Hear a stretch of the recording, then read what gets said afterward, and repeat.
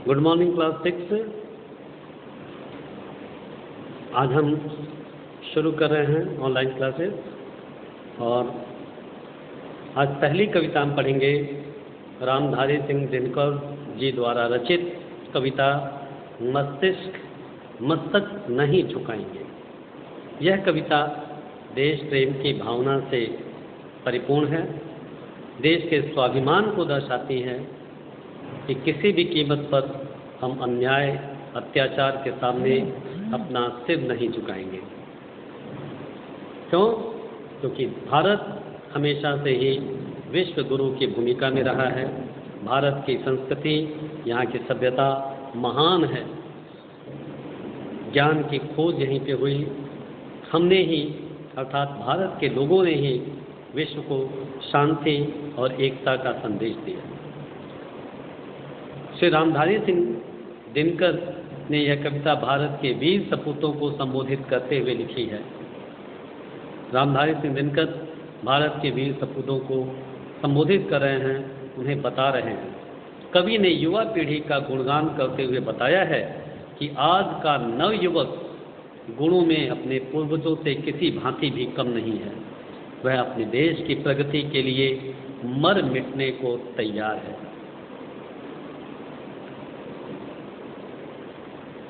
अब देखिए,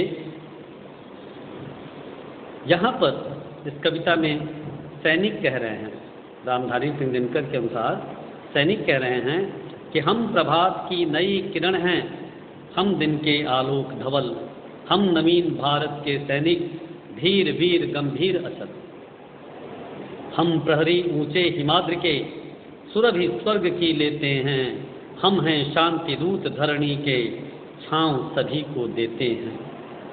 वीर प्रसू माँ की आँखों के, हम नवीन उजियारे हैं, गंगा यमुना हिंद महासागर के हम रखवाले हैं।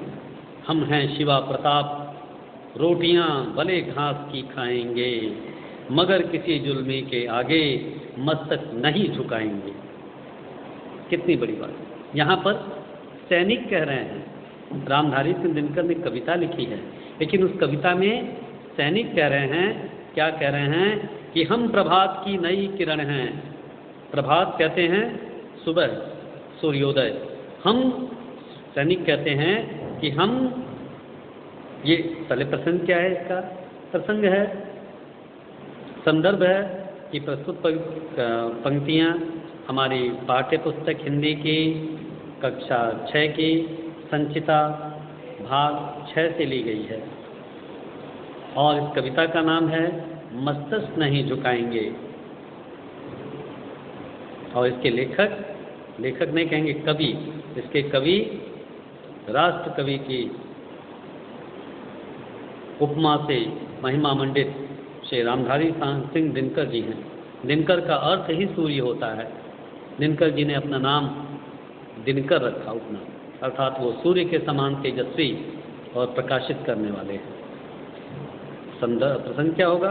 प्रस्तुत पंक्तियों में रामधारी सिंह दिनकर ने सैनिक के मुख से उसके बारे में बतलाया है कि सैनिक किस प्रकार, एक सेना का जवान, एक सैनिक किस प्रकार अपनी देश की आन बान शान और मर्यादा की रक्षा करने के लिए सदैव तत्पर है और किस प्रकार उसे गर्व है अपने देश पर, अपने हिमालय पर, देश के जर्रे जर्रे पर, कण कण में उसको गर्व है।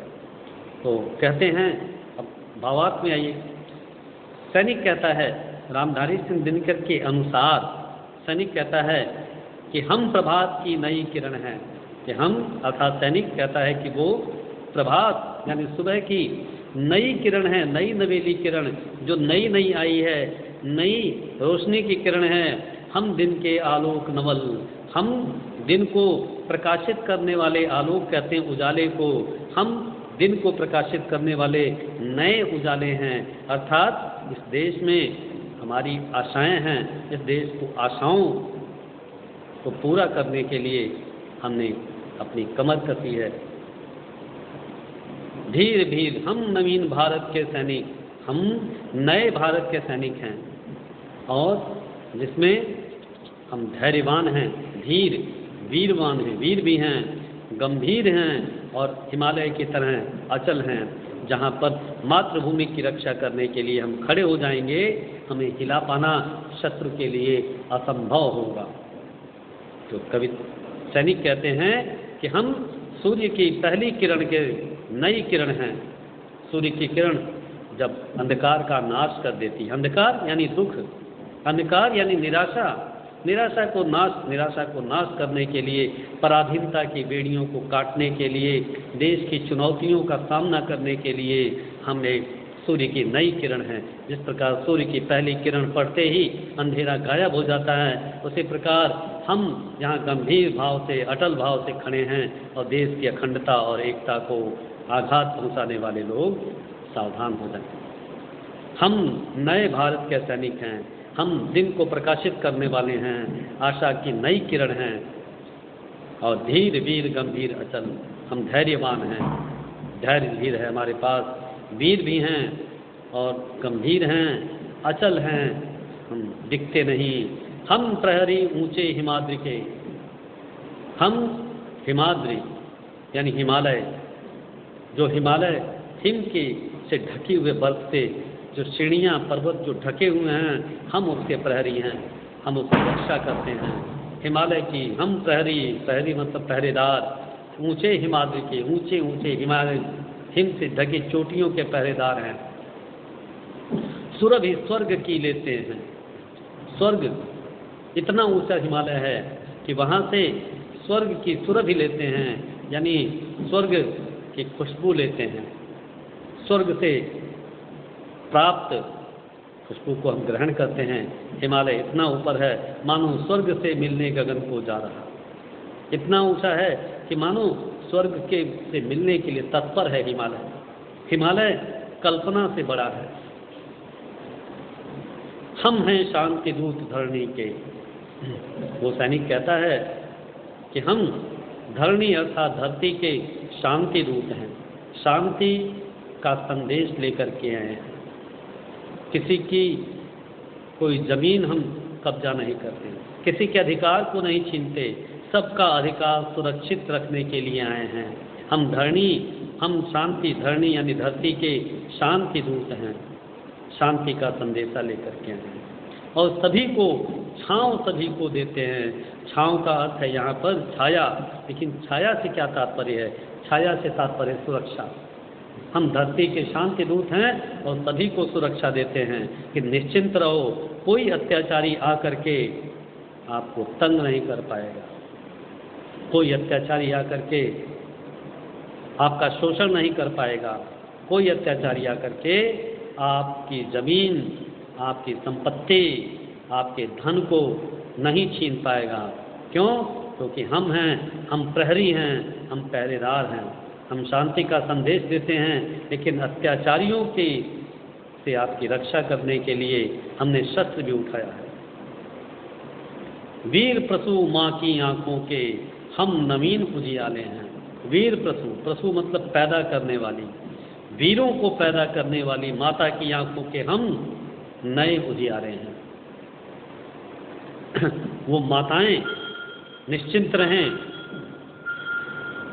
हम उनकी रक्षा करने के लिए, उनके सम्मान के लिए, वीरों को उत्पन्न करने वालों के लिए हम उनकी आंखों के तारे हैं।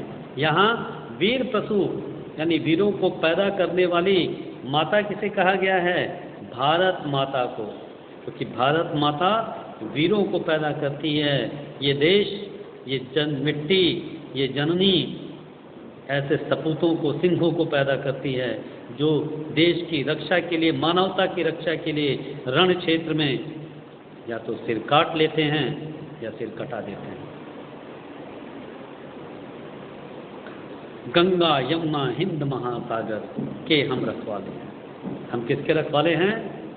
इस देश के कण कण के, चाहे वो गंगा हो, चाहे वो यमुना हो, चाहे वो हमारा सागर क्षेत्र है, हिंद महासागर क्षेत्र। सैनिक आगे कहता है, हम हैं शिवा प्रताप।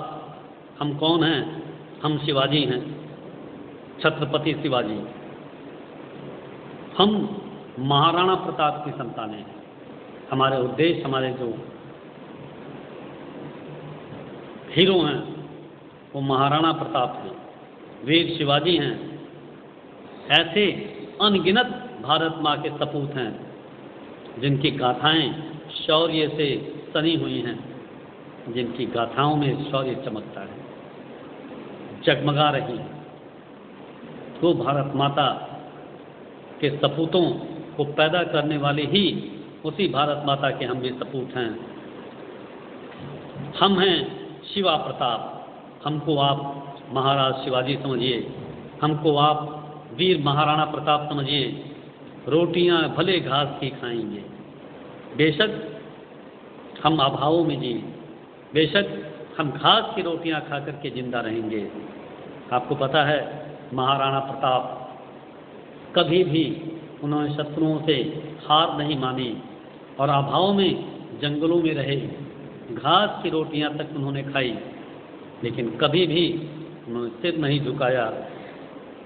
सैनिक भी यही कह रहा है कि हम भले ही घास की रोटियां खाएं, अर्थात अभाव में जिएंगे, लेकिन मगर किसी जुल्मी के आगे मस्तक कभी न झुकाएंगे। लेकिन किसी जुल्मी के आगे हम अपना सिर कभी भी नहीं झुकाएंगे। इस प्रकार यह कविता संपन्न